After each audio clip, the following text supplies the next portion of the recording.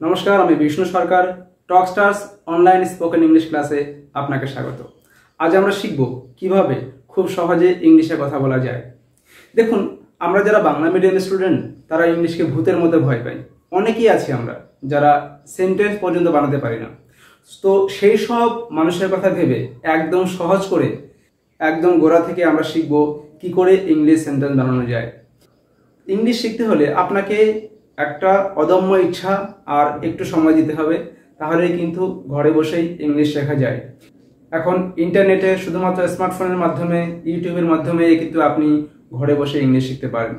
তাই যদি আপনি বাড়িতে থাকেন বা অফিসে থাকেন, আপনার পক্ষে যদি খাতা পেন নিয়ে বসা সম্ভব হয় তবে অবশ্যই খাতা পেন নিয়ে বসুন, because you can not remember everything. তাই যারা ট্রেনে বাসে আছেন তাদের ব্যাপারটা আলাদা, তারা বাড়ি গিয়ে নোট করে নেবেন, কিন্তু বাকিরা অবশ্যই খাতা পেন নিয়ে বসুন, কারণ সবকিছু আপনি মনে রাখতে পারবেন না। তাই চলুন আমরা শুরু করি একদম শুরু থেকে কিভাবে সেন্টেন্স বানানো যায়। Subject plus verb plus object, এটা হচ্ছে সেন্টেন্সের নিয়ম। কিন্তু আপনি যদি এত কিছু মনে নাও রাখতে পারেন তাতেও কোনো সমস্যা নেই। ধরুন আমি ধরে নিচ্ছি আপনি গ্রামারের কিছুই জানেন না, আপনাকে এবিসি থেকে শুরু করতে হবে। চলুন আমরা তাই করি। দেখুন আমরা প্রথমে কি করব, প্রথমে আমরা লিখবো এখানে আই, তারপরে উই, তারপরে লিখলাম ইউ, তারপরে লিখলাম দে। এবার যদি আপনারা এইগুলোর মানে না জানেন, আই, উই, ইউ, দে, আমি বলে দিচ্ছি। আই, আমরা আইকে বলবো আমি, উই মানে আমরা, ইউ মানে তুমি, আর দে মানে ওরা, তারা। ঠিক আছে, এইবার আমি আপনাদের সময়ের সঙ্গে সঙ্গে বলে দেবো যে কিভাবে এই মানেগুলো চেঞ্জও হয়ে যায়। তো চলুন দেখি। যদি বলি আমি একজন মানুষ, তাহলে সেটা কিভাবে বলতে পারি? আচ্ছা, আমি একজন মানুষ, আপনারা জানেন যে ম্যান মানে মানুষ, তাই না? ম্যান মানে মানুষ। তাহলে একজন মানুষকে আমরা ইংলিশে কি বলবো? A man. দেখুন, এ মানে হলো একটা বা একজন। যেমন একটা মার্কার, তাহলে কি হবে? এ মার্কার। একজন মানুষ, এ ম্যান। ঠিক আছে, তাহলে যদি আমরা বলতে চাই যে আমি একজন মানুষ, তাহলে আমরা কি এরকম বলবো? I a man. এটা কি হতে পারে? আই মানে আমি, আর একজন মানুষ মানে হচ্ছে এ ম্যান। তাহলে দেখি তো লিখে কি হয়, আই এ ম্যান। দেখুন তো একটা সেন্টেন্স হয় কিনা, আই এ ম্যান, আমি একজন মানুষ। আপনার কি মনে হচ্ছে না কোথাও একটা কিছু মিস্টেক আছে? একদমই তাই। এখানে একটা ভার্ব নেই। ভার্ব হচ্ছে অনেকটা হার্টের মতো। একটা মানুষ যেমন বেঁচে থাকে এবং সে শ্বাস নেয় উইদাউট হার্ট, মানে চেয়ার টেবিলের মতো, যার কোনো ফিলিংস নেই। তো এই সেন্টেন্সটা হচ্ছে তেমন, আই এ ম্যান। আপনি যদি কাউকে এটা বলেন আই এ ম্যান, তো সে কিন্তু বুঝতে পারবে যে আপনি কি বলতে চাইছেন, তবু সেন্টেন্সটা কিন্তু একটা মিস্টেক হচ্ছে। তো আমরা এখানে কি করব, আমরা এখানে একটা অ্যাম ইউজ করব। কিরকম? যেমন আই অ্যাম এ ম্যান। এবার হলো আমি একজন মানুষ। কিন্তু কথা হচ্ছে যে এই অ্যাম কেন আসলো আর এর মানেই বা কি? যদি আপনারা দেখবেন অনেকেই, অনেক টিচাররা যারা বাংলা থেকে ইংলিশে ট্রান্সলেশন করে, তারা এরকম বলে যে অ্যাম মানে হই, তাহলে আমি হই একজন মানুষ। কিন্তু আমরা এবার একটা জিনিস দেখুন ভেবে, যখন আমরা বাংলা কথা বলি আমরা কি বলি এইভাবে যে আমি হই একজন মানুষ, এটা হয় একটা মার্কার? বলি কি? বলি না। কিন্তু আপনি ছোটবেলা থেকে যে সব গ্রামার বই পড়ে এসেছেন সেই সব বইতে কিন্তু এইভাবেই দেওয়া আছে। তাতে কি হয়, বইয়ের পড়া আর রিয়েল লাইফের ইংলিশের সঙ্গে আমরা কোনো মিল খুঁজে পাই না। মনে হয় কি এটা বোধহয় আলাদা জিনিস, আর ইংলিশ আমাদের কাছে আরও ধীরে ধীরে কঠিন হয়ে যায়। তাই এখানে আমরা অ্যাম মানে হই এটা বলবোই না। তাহলে কি বলবো? আই অ্যাম মানে হলো আমি। মনে রাখবেন, শুধু আই মানে কিন্তু আমি না, আই অ্যাম মানে হলো আমি। আমি এটা লিখে দেবো কি, আমি। কি বললাম? আই অ্যাম মানে হলো আমি, আমি একজন মানুষ। আশা করি ব্যাপারটা ক্লিয়ার হয়েছে। আই অ্যাম মানে আমি। একইভাবে ইউ আর মানে তুমি, দে আর মানে তুমি, সরি দে আর মানে তারা। একইভাবে ইউ আর মানে তুমি, দে আর মানে তারা। এখানে এম আর আর এই যে মানেগুলো আসলো, এদের কিন্তু আলাদা করে হই বা হয় বা হও এইরকম মানে কখনোই বলবেন না, তাহলে কিন্তু ইংলিশ শিখতে আপনার হয়তো 10 বছর 20 বছর লেগে যাবে। সুতরাং এই ভুলটা করবেন না। বাংলা মিডিয়ামের যত স্টুডেন্ট তারা বেশিরভাগই এই ভুলটা করে, তারা আলাদা করে এম মানে হই, ইজ মানে হয়, এইভাবে তারা শেখে, যার জন্য সমস্যাটা বেশি হয়। তাই আপনি এইটাকে একসাথে মানে করবেন। আই অ্যাম মানে আমি, ইউ আর মানে তুমি, দে আর মানে তারা। এইবার দেখুন, এবার আপনি কি করবেন, এবার আপনি যত ধরনের প্রফেশন আছে, প্রফেশন মানে পেশা, সেগুলো অ্যাপ্লাই করুন।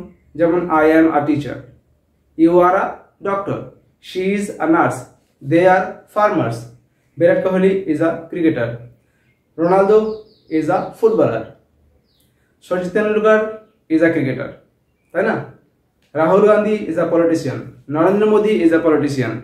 দেখুন এই যে ব্যাপারগুলো আপনি কিন্তু যে কারো পরিচয় শুধুমাত্র এইভাবে দিতে পারেন। তাহলে Rahul Gandhi is a politician বা Narendra Modi is a politician, এইখানে কিন্তু আপনি ওই যে রাহুল গান্ধী ইজ, তার মানে কিন্তু রাহুল গান্ধীই হলো, আলাদা করে রাহুল গান্ধী হয় আ পলিটিশিয়ান এইভাবে কোনোদিন মানে করবেন না। তাহলে কি বললাম আজকে, যে এম ইজ আর এদের আলাদা করে আমরা মানে করব না, ঠিক আছে? তো আজকে থেকে যখনই আপনি কোথাও এম ইজ আর দেখবেন, তখন আপনি এটা বুঝে নেবেন যে তার আলাদা করে মানে হবে না বাংলার মতো করে, ঠিক আছে? তো ইংরেজি দিকে এত ভয় পাওয়ার কোনো কারণ নেই। এম ইজ আর যখনই যেখানে থাকবে, তার আগে যে শব্দটা বা যে শব্দগুলি থাকবে তার সাথে জুড়ে দেবেন, আলাদা করে কোনো মানে হবে না, ঠিক আছে? তাহলে দেখবেন ইংলিশ অনেক বেশি সহজ। এবার দেখুন, এখানে আমি এম ইজ আর এর মধ্যে কিন্তু এখনো ইজটা লিখিনি। ইজটা আমি কেন লিখিনি, তার কারণ হলো এই চারটি জিনিস মনে রাখবেন। এখানে যে আছে আই, উই, ইউ, দে, ঠিক আছে? আই, উই, ইউ, দে, এই চারটে জিনিস, এদের সাথে কখনো ইজ হয় না। ভুল করেও কোনোদিন I is, we is, you is, they is কোনোদিন হবে না। এদের সাথে সবসময় আয়ের সাথে সারা জীবন, বা আয়ের সাথে কিন্তু সবসময় অ্যামই হয়, ঠিক আছে? আয়ের সাথে কখনো ইজ বা আর হয় না। আর এই ইউ আর দে এর সাথে কখনো অ্যাম হয় না, এইগুলো মনে রাখুন। তাহলে গন্ডগোল হলো ইজ কার সাথে হয়। ইজ হচ্ছে থার্ড পারসন সিঙ্গুলার নাম্বারের সঙ্গে হয়। এবার যারা বোঝেন না যে থার্ড পারসন সিঙ্গুলার নাম্বার কি, তাদের না বুঝলেও চলবে, আমি সহজ ফর্মুলা বলে দিচ্ছি।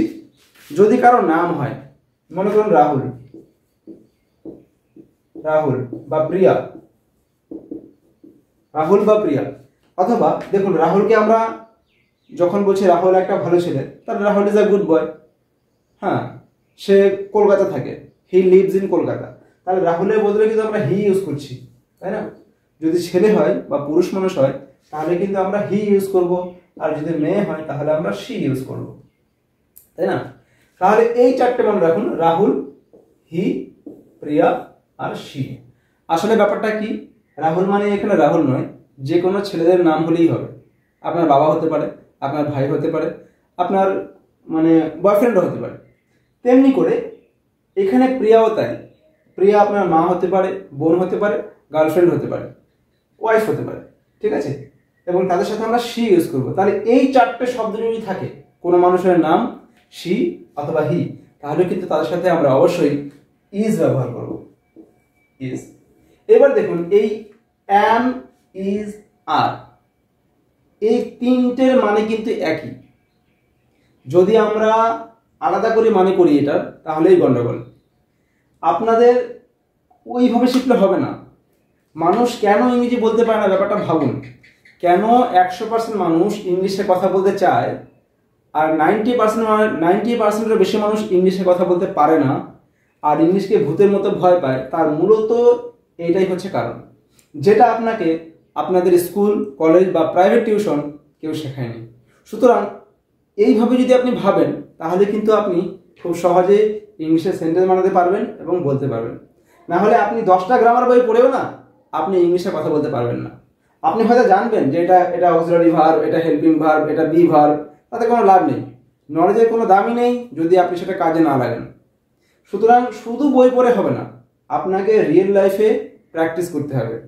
আজকে আমি যেটা বললাম যে am, is, are, helping verb, auxiliary verb, be verb, আপনি যাই বলুন না কেন, এগুলোকে আলাদা করে মিনিং করবেন না।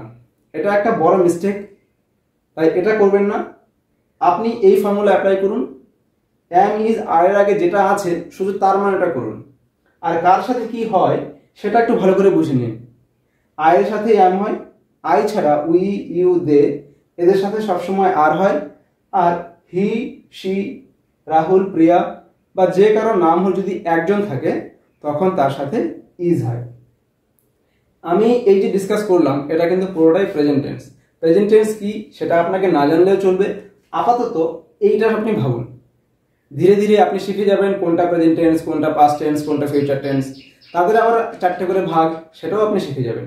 কিন্তু এত বেশি হেডেক না নিলেও চলবে আপনার। যদি আপনি বেসিক ইংরেজি বলতে চান, আমি আবার বলছি, বেসিক ইংলিশ বলার জন্য খুব বেশি গ্রামার দরকার নেই, আপনি এইভাবেই কিন্তু শুরু করতে পারেন। আজকেরটা হচ্ছে প্রথম ক্লাস, আজকের ক্লাসটা প্রথম ক্লাস। এরকম প্রচুর ভিডিও আপনাদের কাছে আসবে, তাই যারা এখনও চ্যানেল সাবস্ক্রাইব করেননি অবশ্যই সাবস্ক্রাইব করে রাখুন, তাহলে কিন্তু আপনার কাছে পরবর্তী ভিডিও নোটিফিকেশনগুলো চলে আসবে।